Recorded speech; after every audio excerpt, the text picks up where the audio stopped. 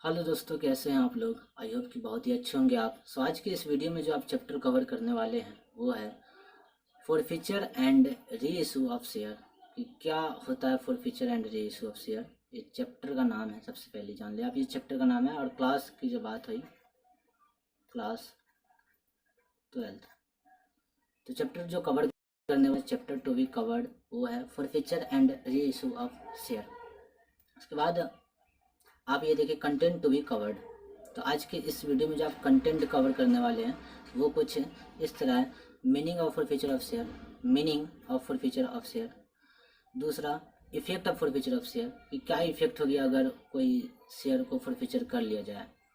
And third है procedure of forfeiture of share, कि क्या प्रोसेस होता है किसी शेयर को जब्त करने का, फॉर फीचर करने का। इन प्रोसेस को, इन प्रोसीजर को भी हम लोग स्टडी करेंगे। एंड फाइनली ये देखेंगे accounting treatment of forfeiture of share. तो ओवरऑल इस चैप्टर में जो कुछ जानना चाहिए वो सब कुछ मिल जाएगा इस चैप्टर से रिलेटेड, कि क्या होता है, इसका मीनिंग समझेंगे, इसका इफेक्ट समझेंगे, इसका प्रोसेस समझेंगे एंड इसका अकाउंटिंग ट्रीटमेंट समझेंगे। तो चलिए एक एक करके इन सभी चीज़ों पे हम डिस्कस करते हैं। उससे पहले ये एक कहानी है जो बहुत ही ज़्यादा आपके इस क्लास को समझने में हेल्प करेगी। वो कुछ इस तरह, आप हमेशा उम्मीद करते हैं कि आप इशू ऑफ शेयर पढ़ रखे होंगे और ये सारी चीज़ें, share capital, share holder, company क्या होता है, ये सब चीज़ें आपको पता होगा। फिर भी हम एक क्विक रिवीजन करा दें आपको कि क्या होता है ये सभी चीज़ें। देखो कंपनी जो है ना, ये इसकी कैपिटल जो होती है वो छोटी छोटी टुकड़ों में डिस्ट्रीब्यूट होती है, छोटा छोटा भाग में होती है। इसलिए कैपिटल अगर छोटा छोटा भाग में होती है तो इसे बोलते हैं शेयर कैपिटल, क्योंकि शेयर में से टुकड़ा और कैपिटल मतलब पूंजी। तो पूंजी, छोटा छोटा पूंजी होता है, इसलिए बोलते हैं इसे शेयर कैपिटल। तो कोई भी पर्सन किसी कंपनी के शेयर को परचेज कर सकता है, बशर्ते कि उसके पास पैसा हो और वो साउंड माइंड का हो और वो किसी तरह से लीगली कोई बाइंड नहीं हो, कोई रिस्ट्रिक्शन नहीं लगा हो उस पर, तो वो परचेज कर सकता है। तो ये एक पर्सन है जो इस कंपनी के शेयर को परचेज करेगा, तो बदले में ये पेमेंट करेगा। ये कंपनी इसे अपनी कैपिटल देंगे, मीन्स ये कंपनी अपने यहाँ का मालिक बना लेगा, तो बदले में ये इसे पेमेंट करेगा बैंक में। ओके, बैंक से पेमेंट करेगा। जो आदमी शेयर परचेज करता है, मीन्स जो पर्सन शेयर परचेज करता है उसे बोलते हैं शेयर होल्डर। जो आदमी, जो पर्सन शेयर को परचेज करता है उसे बोलते हैं शेयर होल्डर। जो शेयर को खरीदता है उस पर्सन को बोलते हैं शेयर होल्डर। तो यहाँ पे हुआ ये, बताना हम ये चाहते हैं कि कंपनी शेयर को बेचती है, तो बदले में इसे पेमेंट करना होता है। पेमेंट करना ही पड़ेगा, कंपलसरी है, तभी जाकर शेयर मिलता है, नहीं तो नहीं मिलता है। तो देखिए, जो शेयर का प्राइस है, एक शेयर की जो प्राइस यहाँ पे कंपनी रखी वो 10 रुपया है, क्योंकि बहुत छोटा छोटा प्राइस ही होता है, तभी होता है इसका शेयर कैपिटल। तो एक शेयर की प्राइस कितना है, 10 रुपया। तो ये इस तरह 500 शेयर को परचेज कर रहा है। कितना शेयर परचेज कर रहा है, 500 शेयर परचेज कर रहा है। और एक शेयर की जो प्राइस है वो है 10 रुपया। अच्छा, ये 10 रुपया जो है ना, इसमें भी इंस्टॉलमेंट पे ले रहा है पैसा कंपनी। पहले एप्लीकेशन पे ले रहा है, फिर अलॉटमेंट पे ले रहा है, फिर फर्स्ट कॉल पे एंड फिर फाइनल कॉल पे ले रहा है। तो एप्लीकेशन पे 2 रुपया ये हर किसी शेयर होल्डर को पे कर ही देना होता है। अगर ये एप्लीकेशन पे 2 रुपया नहीं देगा तो अप्लाई होगा ही नहीं। मीन्स एप्लीकेशन फॉर्म जो होता है शेयर कैपिटल के लिए, उसी वक्त ये फिल करना होता है। ये तो ऑलरेडी कंपनी को, शेयर होल्डर को पहले देना होता है कंपनी को, तो ये बाकी नहीं होता है। बट ये सबों के लिए, अलॉटमेंट के लिए कंपनी फिर बाद में पैसा लेती है, फर्स्ट कॉल के लिए बाद में लेती है एंड फाइनल कॉल, इसके बाद कई कॉल हो सकता है, कंपनी पर डिपेंड करता है कि कितनी कॉल करेंगे। तो ये पेड कर दिया, ये 500 शेयर के लिए अप्लाई किया और 500 के लिए अप्लाई किया, और 500 पे मतलब अभी 500 गुने 2, 1000 रुपया ये पेमेंट कर दिया।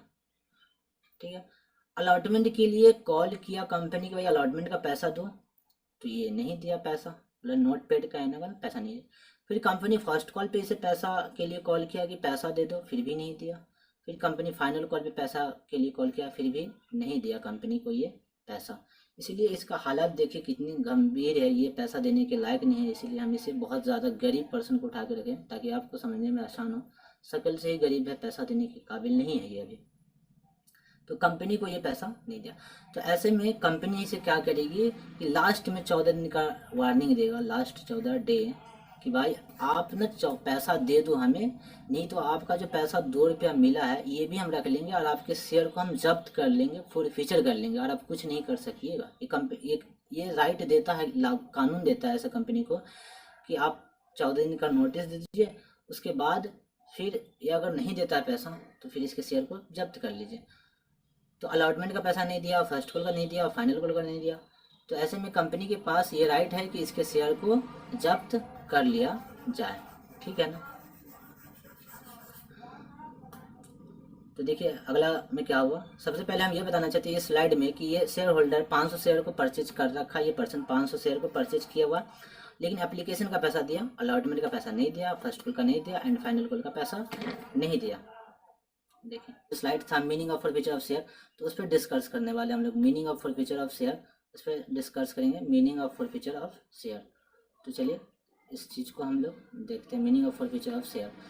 तो मीनिंग ऑफ फॉरफीचर शेयर का मतलब बनता है forfeiture of share means cancellation of share, मतलब शेयर को कैंसिल कर दिया जाए ड्यू टू मतलब के कारण नहीं पेमेंट, अब पेमेंट नहीं करना किस चीज़ का, अलॉटमेंट का पैसा नहीं दे, अलॉटमेंट का पैसा नहीं दे या फिर किसी भी कॉल का पैसा नहीं दे एक स्पेसिफिक टाइम में अगर कंपनी से टाइम देती है उस टाइम के विथिन अंदर भी नहीं देता है अगर, तो उसे कंपनी के पास राइट है कि उसके शेयर को जब्त कर लिया जाएगा और जब्त में जो पैसा वो पेमेंट कर रखा है वो भी पैसा उसे नहीं मिलेगा। हिंदी में देख लेते हैं अंशों के हरण जब्ती से क्या है। यदि कोई अंशधारी आवंटन या किसी याचना मतलब कि कोई भी फर्स्ट कॉल, फाइनल कॉल या सेकेंड कॉल कोई भी कॉल के भुगतान निश्चित समय में पे नहीं करा है, तो अगर निश्चित समय पे पेमेंट नहीं करता है तो कंपनी ऐसे अंश को रद्द कर देती है, मीन्स कैंसिलेशन कर देती है, और इसे ही अंशों का जब्ती कहा जाता है। तो इसे ही अंशों का जब्ती कहा जा सकता है। आई होप कि आप बातें समझ गए होंगे कि अंशों का जब्ती होता क्या।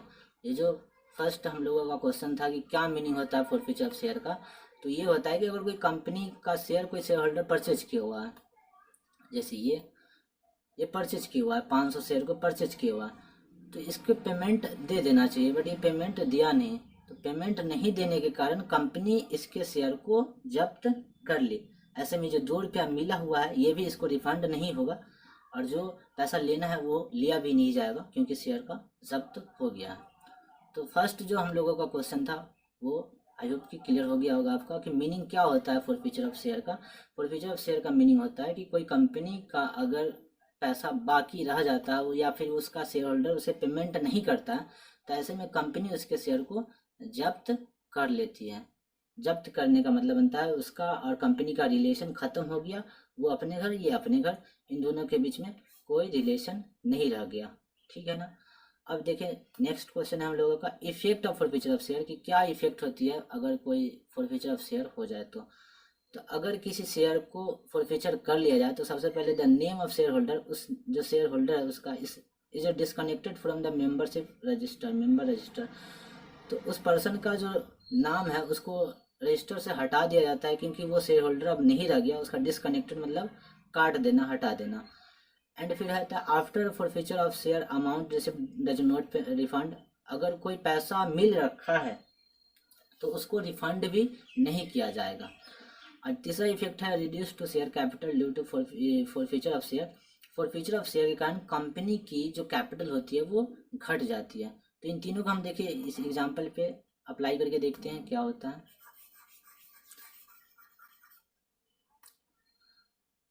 ये जो पहला इफेक्ट है the name of share holder is disconnected from the membership register, तो अगर ये शेयर होल्डर है और ये पेमेंट नहीं करता है तो सबसे पहले जो शेयर होल्डर है इसे हटा दिया जाएगा, अब शेयर होल्डर नहीं रहेगा इस कंपनी का, इससे इसका कोई रिश्ता नहीं है। एंड अब जो दूसरा इफेक्ट है ये वाला क्लियर हो गया होगा, ये वाला क्लियर हो गया होगा। दूसरा जो इफेक्ट है वो after forfeiture of share amount receive does not refund, तो ये वाला को आप समझिए क्या होता है। जब अगर किसी शेयर होल्डर के शेयर को जब्त कर लिए तो ऐसे में जो पैसा मिल रखा है 2 रुपया, मतलब एप्लीकेशन का जो पैसा मिल रखा है इसको भी रिफंड नहीं किया जाएगा, मतलब इसको वापस नहीं दिया जाएगा, ये रख लीजिएगा कंपनी।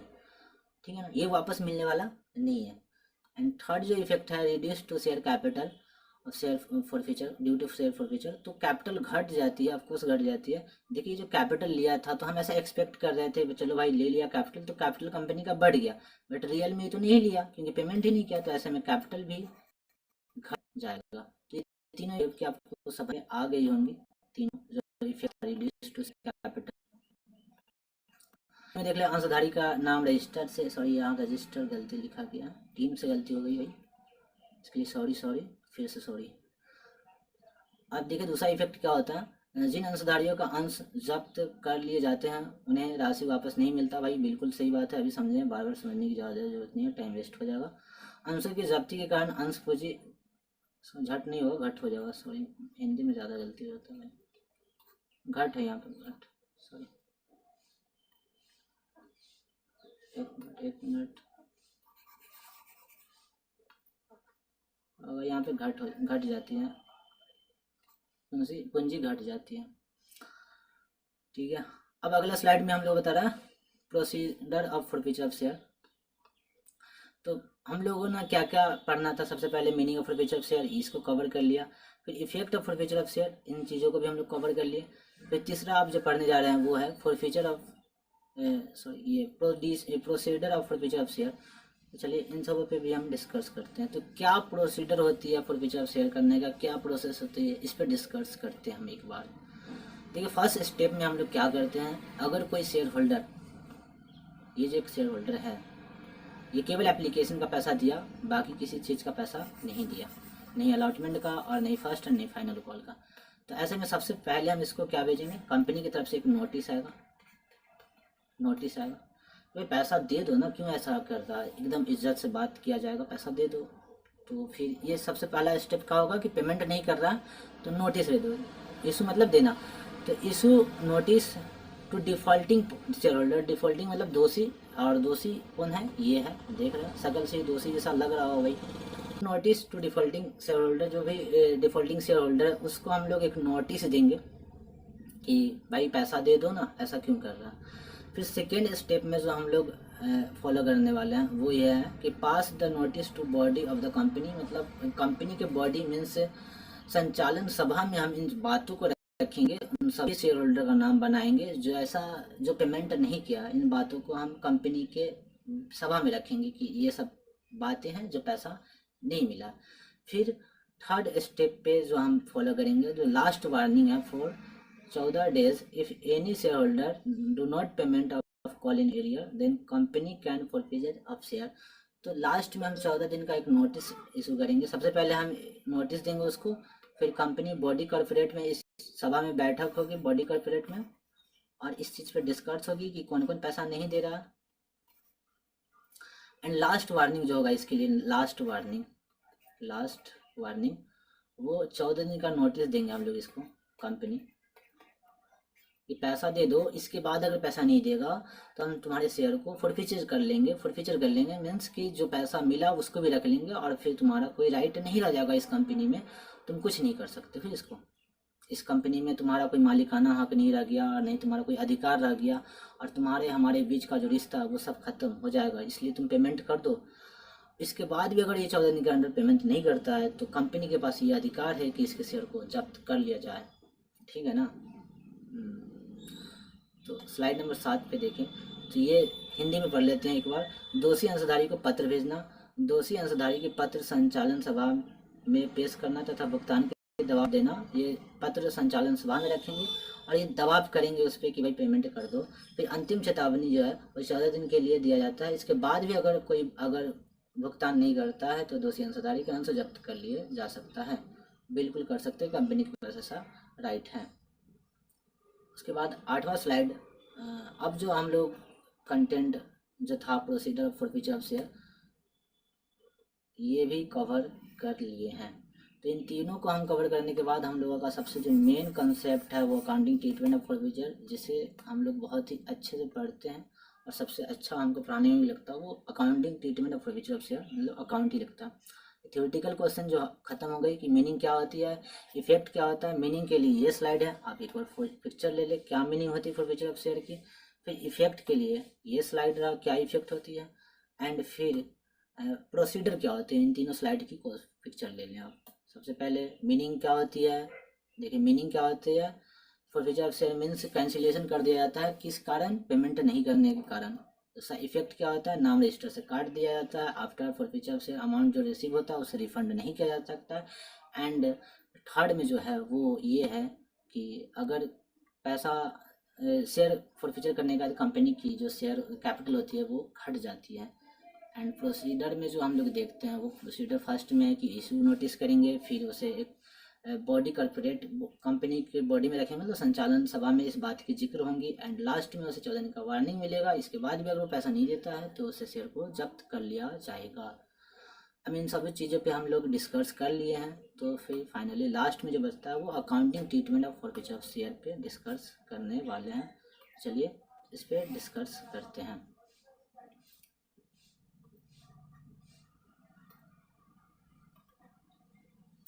देखिए हम लोगों को पता है ना कि स्लाइड में क्या हुआ था। ये शेयर होल्डर जो है 500 शेयर को परचेज किया हुआ था, पेमेंट तो किया एप्लीकेशन का, बट बाकी कोई पेमेंट किया नहीं। तो ऐसे में कंपनी इसके शेयर को क्या कर ली, जब्त कर ली। तो जब्त करने के कारण इसका अकाउंटिंग ट्रीटमेंट क्या होगा ये सीखते हैं। Accounting treatment of forfeiture of share जो हम लोग का लास्ट कंटेंट है, इसको बहुत ही अच्छे से समझेंगे। आइए समझते हैं एक एक के। सबसे पहले हम इशू ऑफ शेयर को जर्नल कर लेते हैं, इशू ऑफ शेयर का जर्नल एंट्री कर लेते हैं। अगर ये कंपनी जो है ये शेयर इशू कर रहा ये पर्सन को, तो क्या जर्नल एंट्री होगा। इसको सबसे पहले इशू का करेंगे, उसके बाद इसका फॉरफीचर करेंगे। तो ये एप्लीकेशन के लिए पेड कर दिया है, तो बैंक में पैसा आ गया होगा ना पैसे, तो बैंक को डेबिट करेंगे। बैंक को क्या करेंगे, डेबिट करेंगे। तो बैंक अकाउंट डेबिट। तो शेयर एप्लीकेशन में पैसा मिला तो शेयर एप्लीकेशन को कर देंगे क्रेडिट। अब देखिए 500 शेयर था और 2 रुपया था एप्लीकेशन पे, तो 1000 रुपया हो जाएगा। 500 गुने 2 1000। अब ये शेयर एप्लीकेशन जो है इसे कैपिटल में कन्वर्ट करना होता है। जो अगर कोई भी चीज़ यहाँ पे नोट्स कर लीजिए आप कि अगर कोई भी चीज़ डेबिट में है और उसको ख़त्म करना है तो क्रेडिट करेंगे, और कोई भी क्रेडिट में है उसको ख़त्म करना है तो डेबिट करेंगे। ठीक है ना। तो ये शेयर एप्लीकेशन को ख़त्म करना है, इसके जगह पे लगाना है कैपिटल, क्योंकि कैपिटल इसको मिल गया ना। तो इसको ख़त्म करेंगे तो इसको ये क्रेडिट है, इसको लिख लेंगे डेबिट, एंड इसके जगह पे लिख देंगे कैपिटल, कर देंगे क्रेडिट। तो ठीक है ना, ये एप्लीकेशन का हो गया ख़त्म। अलॉटमेंट के लिए हम कॉल करेंगे कि भाई शेयर अलॉटमेंट दो, अलॉटमेंट के लिए इसे ड्यू करेंगे। तो सबसे पहले अगर किसी चीज़ से पैसा लेना होता है तो उसको डेबिट करेंगे। अगर हम सपोज डेट राम को सेल करते हैं गुड्स उधार, तो राम को क्या करेंगे, डेबिट करेंगे। तो जब जिससे पैसा लेना होता है ना उसको हम डेबिट करते हैं। तो शेयर अलॉटमेंट पे पैसा लेंगे तो शेयर अलॉटमेंट को डेबिट करेंगे। And share capital to share capital किस चीज़ के लिए रहे, तो शेयर कैपिटल के लिए रहे। लेकिन ये पैसा तो मिला नहीं हमें, तो इसलिए bank account debit to share allotment account नहीं होगा यहाँ, क्योंकि यहाँ पे पैसा नहीं मिला, पेमेंट नहीं हुआ था। ठीक है ना। अब ठीक इसी तरह हम लोग क्या किया, एप्लीकेशन का पैसा दे दिया है, एप्लीकेशन का पैसा दे दिया है, अलॉटमेंट के लिए कॉल किए, फिर फर्स्ट कॉल पे कॉल करेंगे, फाइनल कॉल पे कॉल करेंगे। चलिए तो देखिए अलॉटमेंट पे हम कॉल किया, share allotment account debit to share capital account, फिर फर्स्ट कॉल किया share first call account debit to share capital account, share final call पे share final call account debit to share capital account. देखिए allotment का कितना रुपया है, allotment पे कितना रुपया है, अलॉटमेंट पे 3 रुपया, अलॉटमेंट पे 3 रुपया।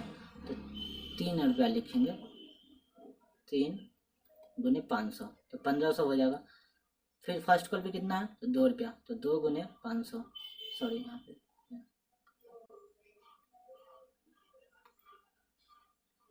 3 गुने 500।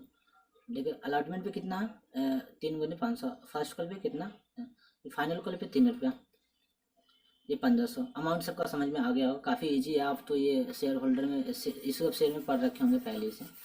तो ये इशू ऑफ शेयर का जनरल एंट्री था। लेकिन जो कुछ भी अब जनरल एंट्री हुआ, ये सारी चीज़ों को हम ये बताना चाहते हैं कि ये मिटाना है, ख़त्म कर देना है, क्योंकि ये जनरल एंट्री हुआ ये किस कारण हुआ, शेयर इशू करने के कारण। लेकिन ये जो इशू किए अब ये जब्त कर लेंगे, क्योंकि ये जो पैसा अब इससे और कंपनी का रिलेशन तो अब रहा नहीं। तो इसके कारण जो जनरल एंट्री हुआ या फिर इससे जो जनरल एंट्री हुआ इसको ख़त्म कर देना चाहिए। तो आइए अब ये रिवर्स एंट्री यहाँ से करना होगा हम लोग को, कि अगर ये जो एंट्री किए अब ये फॉरफीचर हो गया, तो ये जो कैपिटल रहा वो कैपिटल नहीं हो गया, और जो पैसा लेना था अलॉटमेंट पे, फर्स्ट कॉल पे, फाइनल कॉल पे, तो पैसा मिलने वाला है नहीं, क्योंकि अब शेयर को हम जब्त कर लिए हैं। तो ऐसे में इसकी ख़त्म कर देना। ये जो भी जर्नल एंट्री यहाँ से यहाँ तक की जर्नल एंट्री हुआ, ये जर्नल एंट्री नहीं होना चाहिए, इसका कोई बैलेंस नहीं होना चाहिए, और ख़त्म कर देना चाहिए जर्नल एंट्री को। तो आप ये चीज़ जानो, कोई भी चीज़ डेबिट में है अभी सीखें, उसको ख़त्म करना है तो क्या करना होगा, क्रेडिट में। और कोई क्रेडिट में है इसको ख़त्म करना है तो क्या करना होगा, डेबिट में।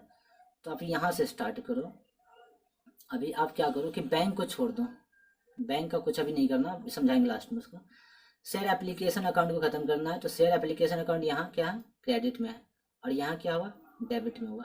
क्रेडिट डेबिट मिलके ख़त्म हो गया, तो शेयर एप्लीकेशन अकाउंट का काम हो गया ख़त्म, शेयर एप्लीकेशन का हो गया खत्म। शेयर एप्लीकेशन ऑलरेडी यहाँ से माइनस डेबिट, ये क्रेडिट है और ये डेबिट है, खत्म हो गया। अब देखो यहाँ शेयर अलॉटमेंट अकाउंट क्या है, डेबिट है। Share first call account debit है। Share final call account debit है। एंड देखिए यहाँ पे कैपिटल क्या है, कैपिटल क्रेडिट है, कैपिटल क्रेडिट है, कैपिटल क्रेडिट है, कैपिटल क्रेडिट है। देखो यहाँ पे शेयर कैपिटल तो नहीं रहा क्योंकि अब उसे शेयर जब्त कर लिया, फॉरफिचर कर लिया।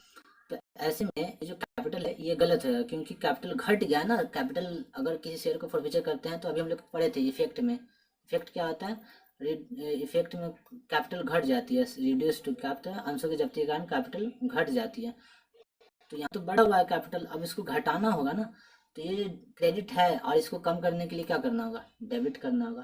तो जितना भी शेयर कैपिटल है 1000, फिर 1500, कितना हुआ 2500, और फिर 1000, 2500, 1000 कितना हुआ 3500, 3500 और 1500 कितना हुआ 5000।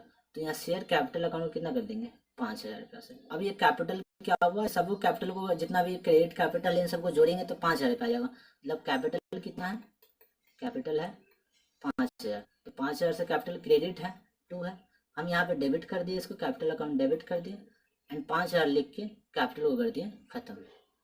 तो यहाँ से जो कैपिटल तो हो गया खत्म, कैपिटल तो हो गया खत्म, अब कैपिटल तो हो गया पूरा खत्म। फॉरफीचर में आप देखो यहाँ पे क्या चल रहा है, फॉरफीचर इसी से बन रहा है forfeiture, forfeiture of share, forfeiture of share issue at par, मतलब एट पार पे दिए हैं, जो भी फेस वैल्यू उस पर दिया, at par, at premium, at discount, जो इससे पिछले चैप्टर में पढ़ रखे होंगे आप लोग पहले। Allotment account, share first call account, share final call account, और ये तीनों का तीनों डेबिट में है तो हम इन तीनों को क्रेडिट में कर दिया और ये खत्म हो गया। तो ओवरऑल देखा जाए तो शेयर एप्लीकेशन अकाउंट ये डेबिट में था और यहाँ क्रेडिट मिल के, डेबिट क्रेडिट मिल के खत्म हो गया। शेयर अलॉटमेंट अकाउंट यहाँ डेबिट है तो हम यहाँ क्रेडिट कर दिए, खत्म हो गया। शेयर फर्स्ट कॉल अकाउंट यहाँ डेबिट, वहाँ क्रेडिट करके खत्म कर दिए। Share final call account debit, वहाँ क्रेडिट करके खत्म कर दिए। अब देखिए शेयर कैपिटल अकाउंट भी इन तीनों को जोड़ के हम वहाँ क्रेडिट, ये सब क्रेडिट है, वहाँ डेबिट करके इन सबों को भी खत्म कर दिया। तो बचा क्या, ये दोनों खत्म, ये दोनों खत्म, ये दोनों खत्म और ये दोनों खत्म। बचा एक हुआ वो है बैंक। तो देखिए बैंक के लिए क्या हुआ, आपको पहले पता है कि बैंक में जो पैसा मिला उससे, इससे जो दो रुपया मिला, ये एप्लीकेशन का पैसा, ये से रिफंड नहीं होना है, ये पैसा रह जाएगा कंपनी के यहाँ। तो इसी को बेसिकली हम लोग जो जब्त कर रहे हैं, तो ये इसी को हम लोग जब्त कर रहे हैं। तो इसलिए जो 2 रुपया मिला यहाँ पे, जो एप्लीकेशन का पैसा 2 रुपया जो वहाँ पे मिला, तो इसको हम लोग यहाँ रख देंगे शेयर फॉरफीचर्ड अकाउंट। क्या कर लेंगे, शेयर फॉरफीचर्ड। तो ये जो 1000 रुपया है, तो ये जो बैंक का बदला हम लोग क्या कर लिए, शेयर फॉरफीचर्ड अकाउंट। तो ओवरऑल यहाँ पे जो हम लोग शेयर कैपिटल अकाउंट का जो अमाउंट आएगा वो कुछ इतना आएगा, जैसे number of share, number of share into amount of called up, amount of called up. इसमें जो अमाउंट आएगा ये 5000, वो कैसे आएगा, नंबर ऑफ शेयर, और उसको गुना कर देंगे अमाउंट ऑफ कॉल्ड अप, जो पैसा मांगी गई है। तब शेयर कितना है, देखिए नंबर ऑफ शेयर कितना, 500 शेयर है, और कितना पैसा मांगा गया, तो यहाँ देखिए पैसा कितना मांगा गया, सब मिला के 10 रुपया मांग लिया गया। तो यहाँ पे 10 से गुना कर देंगे, 500 गुने 10 कितना आएगा, 500 गुने 10 5000 रुपया आ जाएगा, 500 गुने 10 5000 रुपया।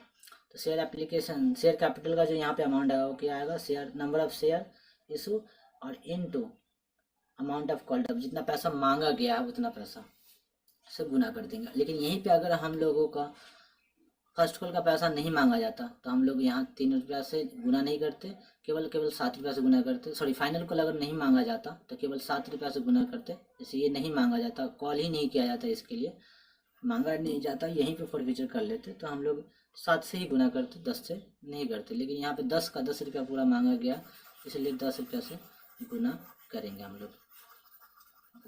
ओके, और फिर देखिए ये जो share allotment, share first and final call, ये वो है जो कॉल इन एरिया है, वैसा कॉल जो पैसा नहीं मिला, कॉल इन एरिया जिस पे पैसा नहीं मिला। तो जिसका भी जिस कॉल पे पैसा नहीं मिलेगा उन सब को क्रेडिट कर देंगे। ये जो शेयर फॉरफीचर है, ये अमाउंट रिसीव, जितना अमाउंट रिसीव हो जाएगा उतना अमाउंट यहाँ रख देंगे, अमाउंट रिसीव्ड, अमाउंट रिसीव्ड। तो जो भी अमाउंट रिसीव हो जाएगा उसको यहीं रख देंगे। राइटिंग अभी गंदा है काफ़ी ज़्यादा, क्योंकि फर्स्ट टाइम पेन टाइप पे लिख रहे हैं, तो एडजस्ट कीजिएगा अपने आप में, ठीक है ना। तो ओवरऑल जो अकाउंटिंग ट्रीटमेंट था वो भी ख़त्म। जो फॉर फ्यूचर के लिए आपको जनरल एंट्री करना होगा, ऐसा वो कुछ ये है, ये जनरल एंट्री आपको करना होगा। आप इसे लिख रहे होंगे, पहले से लिख लीजिए या फिर से हम लिख दें। जैसे यार कैपिटल अकाउंट डेबिट, अमाउंट क्या रहेगा इसका, किससे किसको गुना करेंगे, तो number of share issue, number of share issue into called up, मतलब price of called up, amount of called up, जितना पैसा मांगा गया उससे उसको गुना कर देंगे। ये यहाँ से यहाँ तक जिस पे कॉल इन एरियर रहेगा, कॉल इन एरियर, इन सबों को इस पे गुना कर देंगे, यहाँ पे क्रिएट कर देंगे। जितना भी कॉल इन एरियर ये है, अलॉटमेंट का पैसा नहीं मिला, कॉल इन एरियर मतलब अभी पैसा बाकी है, मिला नहीं है, फर्स्ट कॉल पे पैसा नहीं मिला, फाइनल कॉल पे पैसा नहीं मिला, इन सबों को क्या कर लेंगे, क्रिएट कर लेंगे। एंड जो अमाउंट रिसीव हो गया, क्या अमाउंट रिसीव हो गया, उनको क्या रखेंगे, यहाँ पे रख देंगे। तो ये चीज़ है, इसी को आपको करना है। ये फॉर फ्यूचर के लिए जनरल एंट्री था। ये जो जनरल एंट्री है वो forfeiture of share issue at par, अगर एट पार पे हम लोग शेयर इशू करेंगे तो फॉर फ्यूचर के लिए जनरल एंट्री है, इशू के लिए ये है, और फॉर फ्यूचर के लिए ये है। ओवरऑल इतना ही पे हम लोग क्लास ख़त्म करते हैं। आई होप की क्लास आपको पसंद आई होगी। अब जो नेक्स्ट क्लास है आप लोगों का आएगा वो प्रैक्टिकली क्वेश्चन पे आएगा। प्रैक्टिकली क्वेश्चन पे आएगा आप लोग को SVPD जो बुक होगा,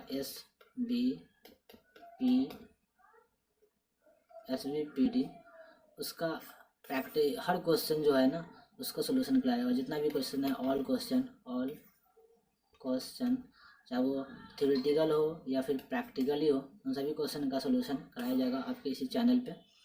और इसके लिए आप सब्सक्राइब कर ले, सबसे पहले सब्सक्राइब कर ले, लाइक कर दे, एंड कमेंट में ना फीडबैक देना नहीं भूले कि किस टाइप का वीडियो है, नहीं है, क्या ख़राब क्या सही है, वो फीडबैक दे दे अपना, ज़रूर अपना ओपिनियन, अपना राय जिसे बोलते हैं ओपिनियन, राय ये दे दे।